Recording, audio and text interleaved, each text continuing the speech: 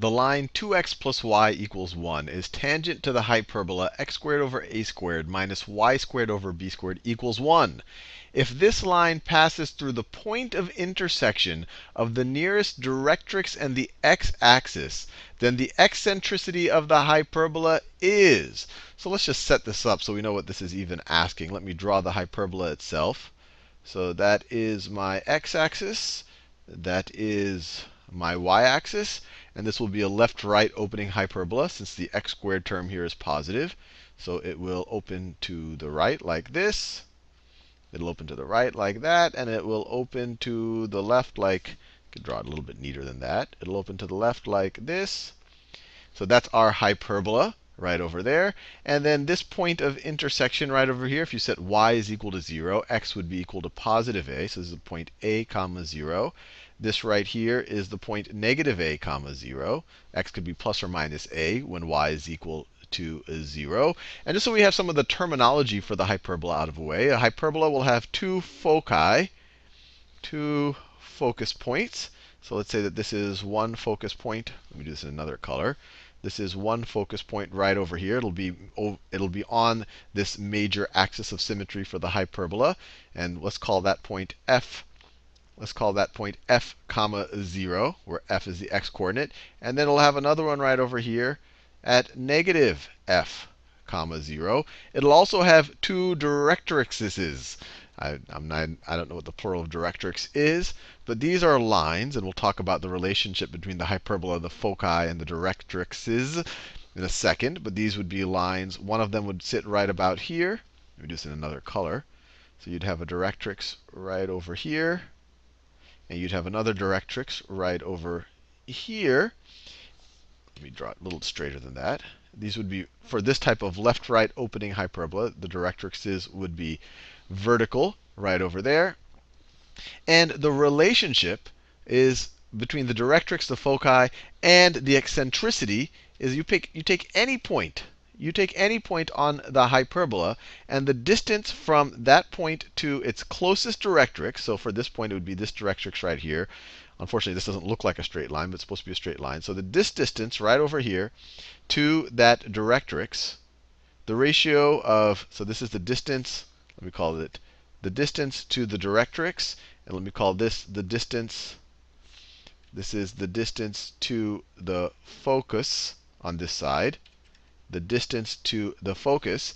The eccentricity is the ratio of this distance to that distance. So the ratio of the distance to the focus over the distance to the directrix is equal to the eccentricity. So at least now we have the setup of everything we need to deal with. Now let's actually try to solve the problem. So they give us this line. The line is 2x plus y is equal to 1. And they say it's tangent to the hyperbola. And they say this line passes through the point of intersection, of the nearest directrix and the x-axis. So it intersects the x-axis where one of the directrixes intersect the x-axis. And we know where this intersects the x-axis. We can set y equal to 0. If y is equal to 0, we get 2x is equal to 1. This y disappears. You get x is equal to 1/2. So it intersects the x-axis right over there at 1/2 comma 0. 1/2 comma 0. And so we know from this information right over here that this directrix must be the line x is equal to 1/2. Actually, we can draw the rest of this line right here. It's y-intercept. When x is equal to 0, y is going to be equal to 1. So that is the y-intercept. And so this line is going to look something like, let me draw it in a new color. The line will look something like this. And it will be tangent to the hyperbola. Now, our goal is to figure out this eccentricity. And to do that, I'm just going to lay out all of the formulas I know that we've proven, I think we've proven all of them in previous Khan Academy videos, related to parabolas, sorry, not parabolas, hyperbolas, eccentricity, focal point, and directrices. And then see if we can do a little bit of fancy algebra to do this. And as you know, I don't like to just regurgitate formulas. That's why we've taken some pains to prove them. But if you're doing this for especially the IIT exam where you don't have a lot of time, it is good to have them very quickly at your disposal. So in the last video, we came up with the relationship between a tangent line and a hyperbola. We said that if the tangent line has the equation y is equal to mx plus c, and I use c here not to get confused with the b in the hyperbola, we figured out a relationship between the m, c, the a, and the b, and we got it as the relationship we showed in the last video was c squared plus b squared is equal to m squared a squared, where once again the m and the c come from the line. It's the slope and the y-intercept of the line. And the a and the b come from the hyperbola. So this is one tool that seems like it might be useful. The other tool, and I proved this in, I think if you do a search on Khan Academy for hyperbola and proof, or foci, hyperbola, and proof, you get this right here, that the focal length, this coordinate right over here, the distance from the origin to the focus point along the x-axis, or the x-coordinate of this focal point over here, and you could actually do it for either one because you're squaring it, so it becomes positive, is equal to, it's equal to a squared plus b squared. So this seems like it might be useful in some way if we use all this information to somehow come up with the eccentricity. And then the last pieces of information that should be useful for this problem are the ones that relate the eccentricity of a hyperbola to its focal point and A and its directrix. And so these are, and I won't prove them here. I think I might have proven them in previous videos. If I haven't, that's something for my to do. But these are pretty well-known. If you look it up on Wikipedia, these are well-known expressions for a hyperbola. Is that the focal point, is equal to the eccentricity times a. And the eccentricity is greater than 1. So this is clearly greater than a. So you multiply something larger than 1 times a, you get to the focal point. And also the directrix. And in this situation, the directrix we already know is at 1/2, is that x is equal to 1/2. But I'll just write the formula here. The directrix distance, so the distance from here to the directrix, is equal to a divided by the eccentricity. And we already know from the first part of this problem that this is at the point x is equal to 1/2. So this is equal to 1/2. That's what this distance right here, this is the line x is equal to 1/2. And this is just a known formula for hyperbolas, which I won't prove in this video because then it will just take forever. Now let's see if we can use all of this information right over here to solve for the eccentricity, to actually solve for the eccentricity. And here, it should hopefully just be a bunch of algebraic manipulation. I really just want to get rid of as many variables as possible and then solve for E. So the first thing I can do is I can substitute for f in this equation right over here. And then I have an expression in terms of, E, A, and B. So if I substitute for f here, f squared is going to be eccentricity squared times a squared. I'm just squaring this over here, is going to be equal to a squared plus b squared. And actually, let's see if we can come up with if we can even substitute more using this information over here. We know that a over the eccentricity, is equal to 1/2. Or we could say that if we multiply both sides by the eccentricity, a is equal to 1/2 times the eccentricity. So let's substitute that into this over here.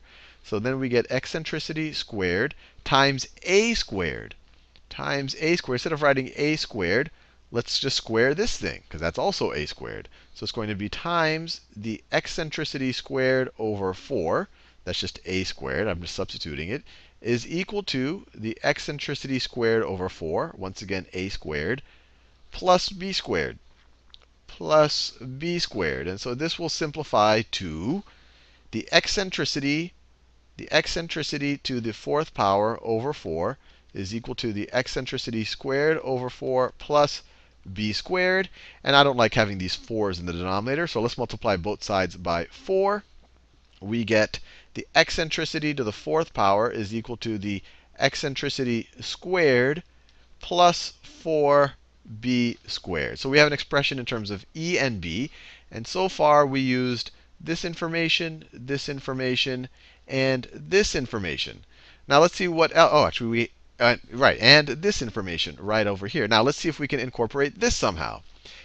And this that relates the tangent line to the hyperbola is useful because we actually gave us the equation of the tangent line. We actually know that this equation right here, if we write it in slope-intercept, the tangent line is y is equal to, subtract 2x from both sides, negative 2x plus 1. So m is negative 2.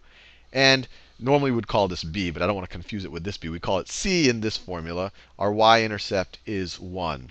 So this expression right over here, let's rewrite it. So we have c squared.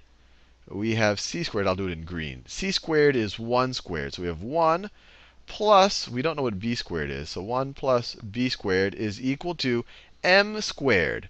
We know that m is negative 2. Negative 2 squared is 4. 4 times a squared. Now, instead of putting an a there, we already have expression in terms of E and B. So let's put this in terms of our eccentricity. We know that a squared, or that a is the same thing as 1/2 times the eccentricity. Or so we can write this 4 times the eccentricity. This is more, actually, I think this is an epsilon, not an E. 4 times, we just square this. Eccentricity squared over eccentricity squared over 4. I just squared this over here. And so these will cancel out. And so we have another equation that 1 plus b squared is equal to the eccentricity squared. Or we can subtract 1 from both sides. And I want to do that so that we can substitute for b squared up in this. We really only have 2 formulas now, or 2 equations.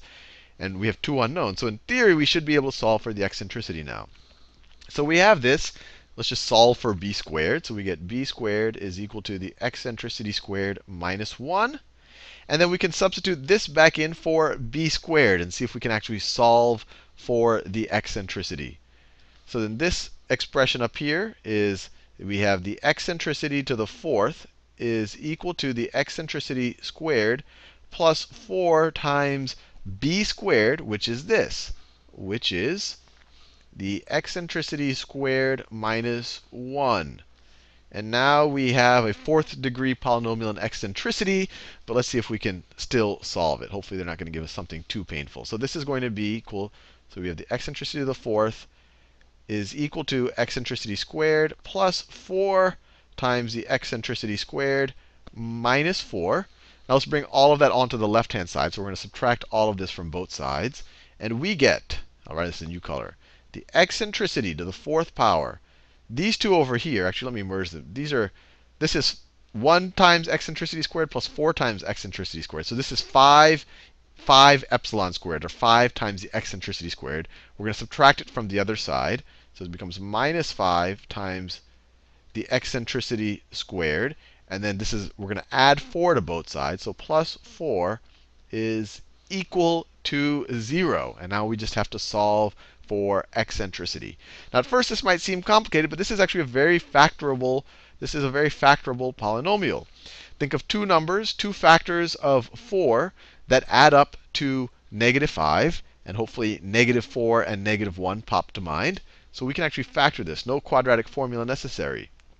This is factorable into epsilon squared minus 4 times epsilon squared minus 1.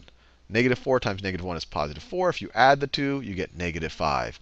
And if this confuses you with the 4th power and a squared, you could do a substitution. So you could say, I don't know, some random letter, call it some letter we haven't used yet. Call it the letter, we already used F. Let's call it the letter G.